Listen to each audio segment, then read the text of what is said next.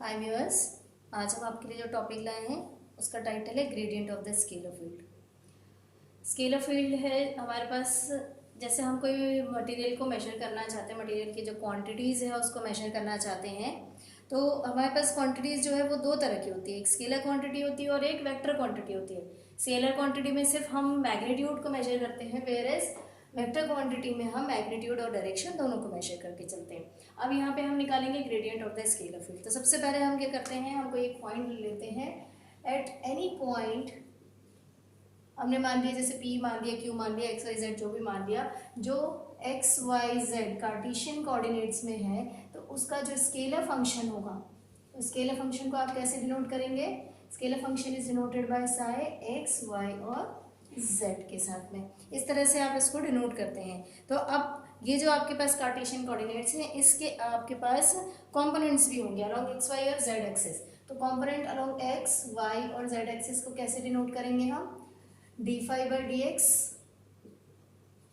D phi by D y और d phi by D Z.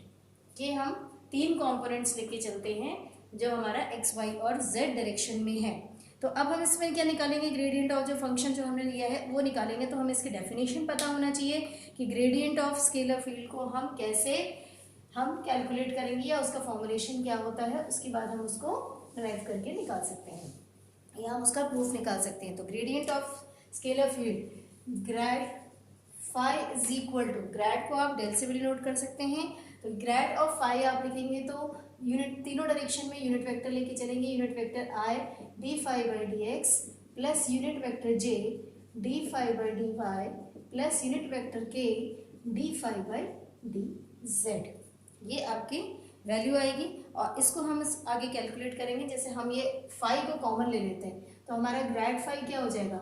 Grade phi is equal to unit vector I D by D x plus unit vector J D by D Y plus unit vector के D by D Z, और बाहर आपका निकल गया phi. तो इसको आप कैसे डिनोट करते हैं? Del dot phi. Del is an operator जिसकी value I J K unit vector लेके एक्स वाई जेड डायरेक्शन में उसका डिफ्रेंसिएशन होता है। तो ये चीज़ हम इसमें प्रूव करेंगे। तो उसको प्रूव करेंगे और हमारा जब रिजल्ट देखें तो ये आई जे के इसमें इंक्लूड हो गया। तो gradient of any scalar quantity is a vector quantity, ये हमारा इसका रिजल्टेंट है। तो ये हम अपने इस रिजल्ट में देख लेंगे। तो इसी को हम प्रूव कर लेते हैं कि ग्रेड फाई और del phi is equal to i D by D x of phi plus j D by d phi of d Y plus के d phi by D z. इसको हम प्रूव करके चलते हैं। तो सबसे पहले हम क्या करेंगे, हमें मालूम है जो हमारे पास स्केलर फंक्शन है उसको रिप्रेजेंट करने के लिए हमें इक्वी स्केलर सरफेस की जरूरत पड़ती है। तो हमने कंसिडर क्या किया है यहाँ पे? Consider two equi scalar surface. यहाँ हमने उसको मार्क किया किससे? S1 and S2। S1 और S2 क्या है? इक्वी स्केलर सरफेस हैं और ये बहुत पास में भी रहते हैं और ये क्लोज रहते हैं। They are a closed surface. तो क्लोज सरफेस हमने बना लिया। यहाँ पे एक S1 ले लिया और एक हमने S2 ले लिया है। ये जो हमारे पास क्लोज सरफेस है इसमें हमने क्या किया है कि एक ओरिजिन पॉइंट बाहर लिया है और पॉइंट O हमने यहाँ ले लिया एक्स वाई जेड कोऑर्डिनेट में। उसके बाद हमने जो डिस्टेंस OP रखा है, OP अगर हम इसकी वैल्यू लेके चले it is R, then value of OQ अगर हम लेके चल रहे हैं तो value of OQ is R plus dr, that is small change in the position of R, P and Q from one surface to another surface। अब ये PQ की वैल्यू अगर हमें निकालना है, PQ अगर हम निकालेंगे तो कैसे निकलेगा? OQ minus OP। इससे आप सॉल्व करके निकालेंगे तो क्या हो जाएगा? R vector plus dr vector minus R vector. तो आपको ये मिल जाएगा dr वेक्टर। तो PQ की आपके पास वैल्यू क्या हो गई? PQ की वैल्यू आपके पास हो गई dr वेक्टर। अब आपके पास dr वेक्टर मिल गया। अब आप क्या करेंगे? इसमें एक परपेंडिकुलर ड्रॉप करेंगे। परपेंडिकुलर ड्रॉप करेंगे कहाँ से? पॉइंट P से पॉइंट P डैश तक के आप इसमें परपेंडिकुलर ड्रॉप करेंगे। तो यहाँ पे जब परपेंडिकुलर ड्रॉप करेंगे आप कहाँ से? सरफेस 1 से लेके सरफेस 2 पे, P से लेके P dash. P dash point पे आप क्या करेंगे, परपेंडिकुलर ड्रॉप करेंगे तो आपको एक एंगल मिलेगा यहाँ पे, दैट इज एंगल थीटा, और इसकी जो डायरेक्शन होगी that is unit vector N. तो जो वैल्यू आपकी पी पी डैश की होगी दैट इज डी एन। तो आपने क्या किया, drop a perpendicular from point P S1 surface to P dash on S2 surface। ठीक है, अब आपके पास इनका जो यूनिट डायरेक्शन है, यूनिट वेक्टर आपका n है, और इसकी जो वैल्यू आपको मिलेगी पी पी डैश की वैल्यू आपको मिलेगी डी एन वेक्टर। अब आपके पास पी पी डैश की वैल्यू आपको मिल गई है। अब आपको निकालना है कि आपके पास यहाँ पर जो वैल्यू आपको मिल रही है परपेंडिकुलर ड्रॉप करने के बाद, पी पी डैश की जो वैल्यू आपको डी एन मिली है उसकी एग्जैक्ट वैल्यू क्या है। तो आप क्या करेंगे, ट्राइंगल को कंसिडर करेंगे। कौन सा ट्राइंगल कंसिडर करेंगे आप, पी पी डैश क्यू। आपको क्या निकालना है, पी पी डैश जो D N unit vector N है इसकी वैल्यू हम यहाँ से कैलकुलेट करेंगे। तो हम कंसिडर क्या करेंगे, हम इस ट्राइंगल को कंसिडर करके चलेंगे जिसका एंगल हमारे पास क्या है, थीटा। ये ट्राइंगल हमने कंसिडर किया तो ये हम लिख लेते हैं। उसके बाद हम कॉस थीटा लगाएंगे तो हमें ये वैल्यू मिल जाएगी। हम इसमें बेस, परपेंडिकुलर, हाइपोटेन्यूज लेके चलते हैं तो हमारे पास यहाँ पे पी पी डैश की वैल्यू कैलकुलेट होकर मिल जाएगी। तो यहाँ जो हमारे पास वैल्यू मिलेगी उससे हम डी एन की वैल्यू क्या मिलेगी वो हम निकाल लेते हैं। तो ट्राइंगल कंसिडर कर लीजिए, in triangle P Q P dash, in triangle P Q P dash, P Q P dash यहाँ पे आप निकाल रहे हैं। तो यहाँ पे आप लीजिए कॉस थीटा की value, cos theta is equal to आपको मिल जाएगा पी पी डैश और P Q, P P dash upon P Q. Cos theta is equal to P P dash upon P Q.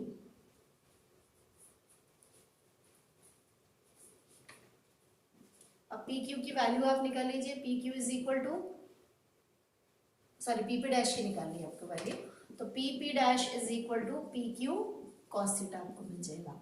अब पी पी डैश आपने यहाँ पे निकाला था, it is D unit vector N. अब ये P Q की वैल्यू क्या है आपको पता है, it is D R dot, sorry D R cos theta.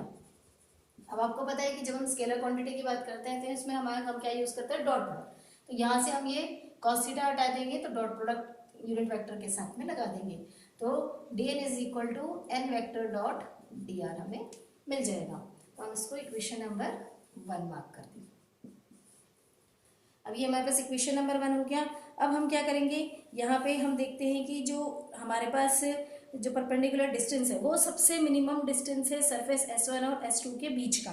तो हम यहाँ पे रेट ऑफ इंक्रीज, इंक्रीमेंट और डिक्रीमेंट ऑफ स्केलर फंक्शन निकालेंगे तो उससे हमें वैल्यू मिल जाएगी। तो यहाँ पर हम देखते हैं कि पॉइंट पी पे हम जब चलेंगे तो पी पी डैश की वैल्यू जो हमें मिल गई डी पी पी डैश की जो हमें वैल्यू मिली है यहाँ से हमें d N is equal to unit vector n dot D r मिल गई। अब हम इसका इंक्रीमेंट देखेंगे स्केलर क्वांटिटी के फंक्शन का। इंक्रीमेंट या डिक्रीमेंट, जो आप एक सरफेस से दूसरे सरफेस पे जाते हैं तो rate of change of increment और डिक्रीमेंट की हम बात कर लेते हैं। तो यहाँ पे हमारा इक्वेशन 1 हमें ध्यान में रखना है, वो आगे हम यूज करेंगे। तो हम ये बात कर रहे हैं एट पॉइंट 1 तो रेट ऑफ इंक्रीमेंट,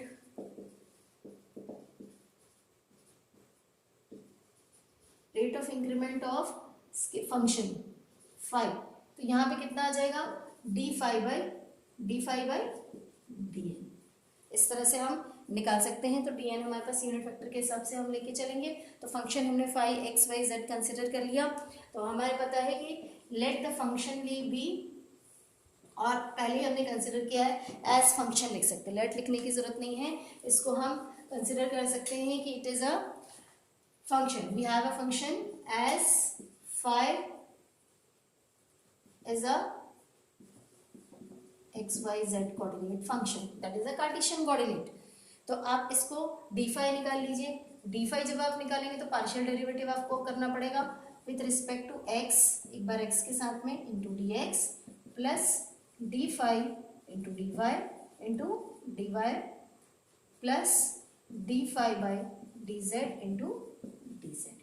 ये तो आपको सबको ही पता है जैसे पार्शियल डेरिवेटिव और पार्शियल डेरिवेटिव। अब आप जैसे एक्स वाई जेड को इसको कंसिडर करेंगे तो आपको क्या हो जाएगा, ये हमने x Y Z I J K unit vector ना लेके हमने एक्स वाई जेड डायरेक्शन में लिया है, तो इसको हम सिंपली कन्वर्ट कर ले, D phi is equal to D phi by D N लिख सकते हैं हम, इंटू डी एन। ये वैल्यू आ जाएगी आपके पास। अब आपको क्या करना है, इसको आप दे दीजिए इक्वेशन नंबर 2। ये आपको मिल गया है आपसे इक्वेशन नंबर 2। अब हम क्या करेंगे, जो डेल फाई हमने निकाला था, del phi dot D R की वैल्यू कैलकुलेट करके निकाल लेते हैं। तो हमें क्या वैल्यू मिलती है हम चेक कर लेते हैं। तो हमें पता है del phi dot D R की वैल्यू को हम कैलकुलेट करने जाएंगे, तो हमें डेल फाई की वैल्यू सब्स्टिट्यूट करनी पड़ेगी और डी आर की वैल्यू सब्स्टिट्यूट करेगी करनी पड़ेगी, क्योंकि डी आर जो हमारा पोजीशन वेक्टर बताता है, डेल की वैल्यू हम डी बाई डी एक्स तीनों डायरेक्शन में लेके चलेंगे, और phi plus unit vector J d phi by D Y plus unit vector के d phi by D Z. ये आपके डेल की वैल्यू आ गई फाई के साथ में, और फिर आप पोजीशन वेक्टर डी आर की वैल्यू को भी सब्स्टिट्यूट कर लीजिए। तो डी आर की वैल्यू को आप जब सब्स्टिट्यूट करेंगे तो आपको आ जाएगा D by D x plus D by D Y unit vector J plus के डी बाई डी जे आ गया आपका यूनिट वेक्टर के साथ में, D by D Y plus unit vector के डी बाई डी जेड। ये वैल्यू आपको मिल गई। उसके बाद आप इसको मल्टीप्लाई करके निकाल लीजिए, तो आपको यूनिट वेक्टर, आपको पता है जब डॉट प्रोडक्ट चलता है हमारा, तो unit vector I dot I 1 होता है, जे डॉट जे 1 होता है, के डॉट के 1 होता है। इसको आप सॉल्व करके निकालिए तो आपको डेल की वैल्यू जो मिलेगी, del phi dot D R की वैल्यू किसके बराबर मिलेगी, D phi by D X into D x plus D phi by D Y into D Y plus D phi by D Z into D Z. ये value आपको मिलेगी। अगर आप ये वैल्यू ऊपर देखें ध्यान से, तो ये वैल्यू आपको डी फाई के बराबर मिल रही है, तो यहाँ पे आपको डी फाई मिल जाएगा। आप डी फाई आप लिख दीजिए और उसको इक्वेशन नंबर 3 दे दीजिए। D phi by D R now becomes equal to D phi, ये हमने निकाला था ऊपर। अब इसको आप दे दीजिए इक्वेशन नंबर 3। अगर हम ध्यान से देखें तो हमारे पास इक्वेशन 2 और इक्वेशन 3 दोनों पे डी फाई की वैल्यू मिली है। अब डी फाई की दोनों की वैल्यू को अगर हम इक्वेट कर दें तो हमें क्या मिलेगा, हम इसको इक्वेट करके चलते हैं तो हमें आगे क्या मिलती है वैल्यू हम देख लेते हैं। उसके बाद हम इक्वेशन 1 का सब्स्टिट्यूशन कर देंगे इसमें, तो हमें वैल्यू मिल जाएगी। Equating equation 2 and 3, equating equation number 2 and equation number 3, आपको क्या मिलेगा, D phi by D R, sorry del phi by D R is equal to D phi by D N, D phi by D N into unit vector, sorry into D N. ये आपको value मिलेगी। अब हम D R की value जो हमने पहले निकाली थी, या डी एन की वैल्यू जो हमने पहले कैलकुलेट करके निकाली थी इक्वेशन नंबर 1 में, हम उसको सब्स्टिट्यूट कर देते हैं यहाँ पे। तो हमें क्या मिल जाएगा, फ्रॉम इक्वेशन 1, इक्वेशन 1 क्या था, डी एन की वैल्यू सब्स्टिट्यूट करेंगे। डी एन की वैल्यू को हम सब्स्टिट्यूट करेंगे तो हमें क्या मिल जाएगा इक्वेशन पे, del phi dot D R, del phi dot D R is equal to, यहाँ सब्स्टिट्यूशन किया तो D phi by D unit vector N, इसकी वैल्यू क्या थी, unit vector N into D R. ये आप सब्स्टिट्यूट कर दीजिए, unit vector N into D R. अब डी आर दोनों साइड से कैंसिल हो जाएगा, तो आपके पास डेल फाई की वैल्यू आपको क्या मिल गई, del phi is equal to D phi by D N into unit vector N. ये आपको इसकी वैल्यू मिल गई है। अब ये जो वैल्यू आपको मिली है, ये इसमें अगर ध्यान से देखें तो आपके पास क्या है, एन जो है आपके पास यूनिट वेक्टर है। अब यूनिट वेक्टर जो आपके पास है, तो हम इसमें एक्स सब्स्टिट्यूट कर दें या वाई सब्स्टिट्यूट करें या जेड सब्स्टिट्यूट करें, तीनों डायरेक्शन को यदि हम सब्स्टिट्यूट करते हैं तो यहाँ पे हमारे पास यूनिट वेक्टर हमारे पास पहले आ जाएगा। यहाँ पर